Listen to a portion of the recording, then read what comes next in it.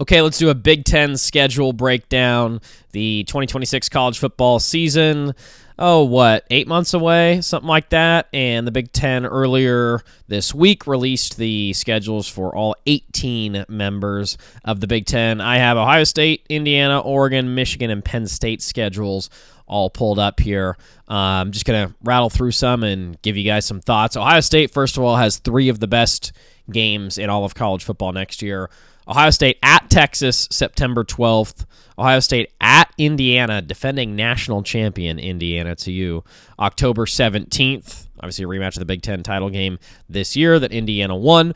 Halloween weekend, they're at USC. I don't have that as one of my 3 great games because I think they'll probably blow USC out. But the next week, they host Oregon after going to USC for Halloween weekend. So it's actually a tough schedule for Ohio State. I honestly thought their schedule this regular season was largely a joke other than the Texas game. But this next season, man, I mean, they start with Ball State, and then they also have Kent State in there. However, at Texas, Illinois, at Iowa, at Indiana, at USC, Oregon, Michigan, those are all tough games, especially at Texas, at Indiana, and home against Oregon, and who knows, maybe at Iowa. Maybe Iowa plays great football. It is October 3rd, so shouldn't be like a snowy or sleety game, but it's always a tough place to play. Kinnick, no doubt about it. So Ohio State, man, tough schedule. Honestly, really tough schedule next year. They've had real cakewalks in years past, certainly this year outside of the Texas game, but next year, not a cakewalk for the Buckeyes. Indiana, this non-conference schedule is a joke. Now, there's a lot of teams that have a joke of a non-conference schedule. Penn State does as well. But North Texas, Howard, and Western Kentucky, that's Indiana's non-con schedule. They did that this year, by the way, and SIG does that very intentionally. They have a really, really, really insanely easy, like FCS-style non-con. I know North Texas was good this year. Give me a break. Shout out to Eric Morris and Drew Mestamaker going to Oklahoma State. Who else they have? Indiana has Ohio State at home October 17th and then at Michigan the next week, October 24th. So I'm going to pretty much guarantee you they're going to be 6-0 going into that Ohio State game. North Texas, Howard, Western Kentucky, Northwestern at home. All those games. You don't even have to watch Indiana's first month of the season. Just going to throw that out there right now. They'll be 4-0. Then they're at Rutgers, 5-0. At Nebraska, 6-0. And then they host Ohio State, and then at Michigan. Decent teams down the stretch too. Minnesota, USC, at Washington. They end it with Purdue, the old Oak and Bucket game. That'll be a win there in all likelihood. But pretty easy, pretty manageable schedule for the Hoosiers, but they do have Ohio State and Michigan in the middle of the schedule. And again, USC and at UW late November 21st. Who knows? Maybe Damon Williams improves, and they're a solid to good team. They had a really good defense this year. Their offense just wasn't there. But if Damon Williams gets better, UW at UW November 21st, that could be a challenging game for sure. Oregon, Boise State is who they open up with. Remember, in years past, Boise State last year, playoff team, Ashton Jeanty, amazing program. Obviously, they've had some amazing historic wins over the years. Boise State kind of had Oregon's number for a while there, beat them in 2008 at Autzen and 2009 in Boise. I was there. So, they almost beat Oregon at Autzen last year, too. Jeanty ran wild, and Oregon was not playing that well, but eventually Dylan Gabriel in the offense figured it out, and Boise State barely lost at Oregon. Oregon also got 2 special teams touchdowns that game. I remember that, a punt return and a kick return. So Boise State, I don't know what they'll have next year, but it's never an automatic win against Boise State, ever. It's never an automatic win. Oftentimes they are very, very, very good. At Oklahoma State, again, when you schedule this, that's a really good program. Recently, they've obviously really fallen off, but new head coach Eric Morris, Drew Mestamaker, new QB, saw those guys in person in Denton this year. Really, really awesome passing game. Mestamaker's a great story. Walk on from Austin, and now he's making $4 or $5 million to be Oklahoma State's quarterback. So that's a good story. That's a really good passing offense. It'll be an interesting challenge to deal with. Portland State 19th. Shout out to whoever Portland State's new football coach is, as Barnum is. Barnum's finally gone. Man, it was a fun ride. It was a fun ride with Barnum. At USC, September 26th. Not an easy game on the road at USC.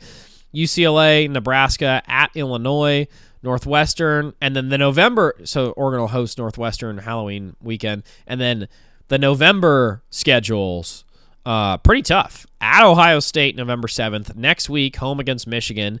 Next week, at Michigan State. And then the week after that, UW at home. And again, Michigan State, new head coach, it's Pat Fitzgerald, right? Pat Fitz.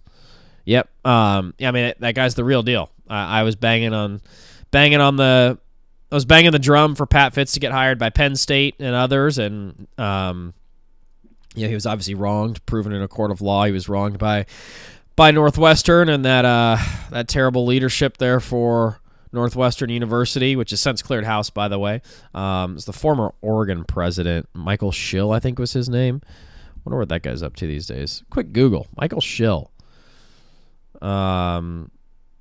Yeah, just former president of Northwestern until he resigned in 2005. I can't believe what a disaster of a leader. I mean, truly a disaster of a leader. I'm really glad that Pat Fitz was vindicated in a court of law.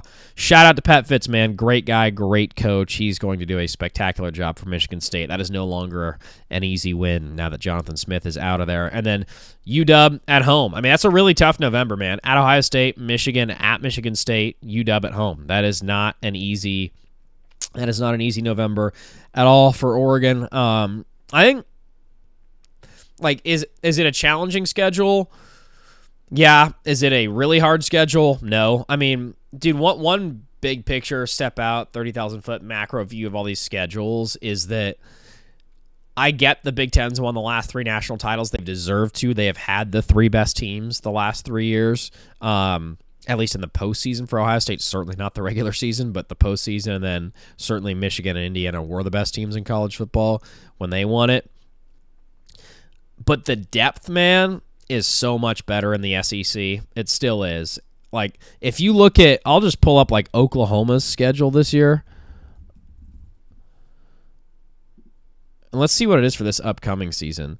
Okay, this is Oklahoma for this upcoming season. UTEP at Michigan, New Mexico, at Georgia, Texas. So 3 of their first 5 games are at Michigan, at Georgia, Texas. The hell? I mean, dude, that depth is just different. Obviously, Michigan, Big Ten team, non-con, but you get the point. Got an easier part of the SEC next. Kentucky, Mississippi State, South Carolina. But then they are at Florida, home against Ole Miss, home against A&M, at Missouri. Like, dude, that's a pretty damn tough schedule. Way tougher than the average Big Ten schedule. This was their schedule this year.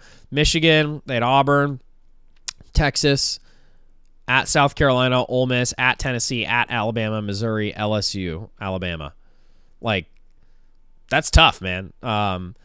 Here's Penn State's schedule for this upcoming season. Marshall, Temple, Buffalo, Wisconsin, Northwestern. Those are your first 5 games. Then you get USC, good, not great. USC, at Michigan, again this year, good, not great. Purdue, UW, Minnesota, Rutgers, Maryland. Like, that is a very easy schedule for Penn State.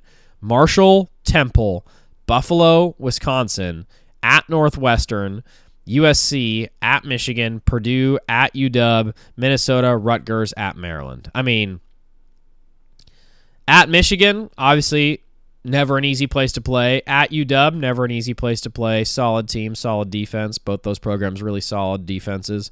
But that's a very manageable schedule, man. I mean, that's a very manageable schedule. And then let's go to Michigan's. Western Michigan, hosting Oklahoma, UTEP, Iowa, at Minnesota, Penn State, Indiana, at Rutgers, Michigan State, at Oregon, UCLA, at Ohio State. That's pretty tough, man.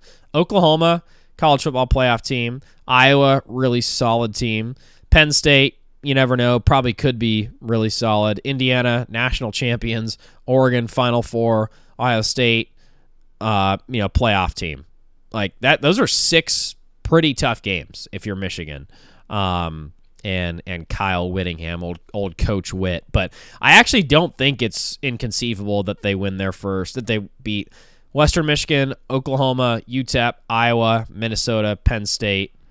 So they could potentially start 6-0. Then they have Indiana at home. That's a great game, by the way. Indiana at Michigan, October 24th. Weather starts to get a little tough, maybe.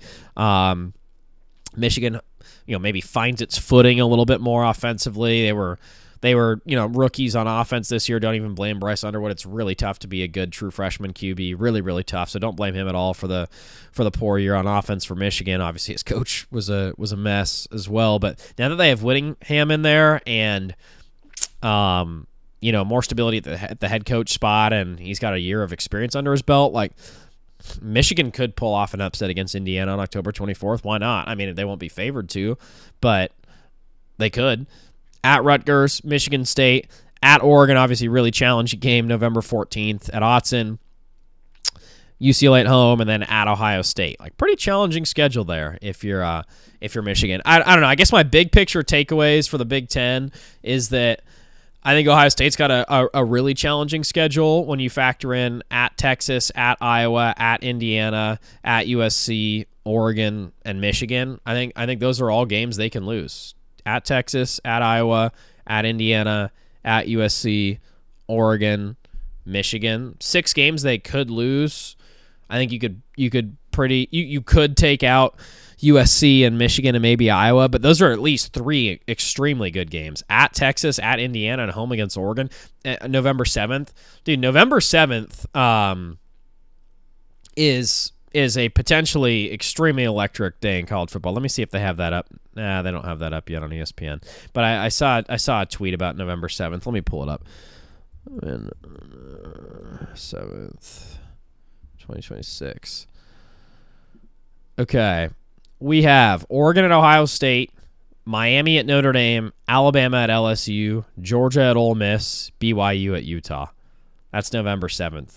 I mean, talk about a potentially electric day in college football. So, I don't know, man. I guess big picture takeaways. Ohio State's got a really hard schedule.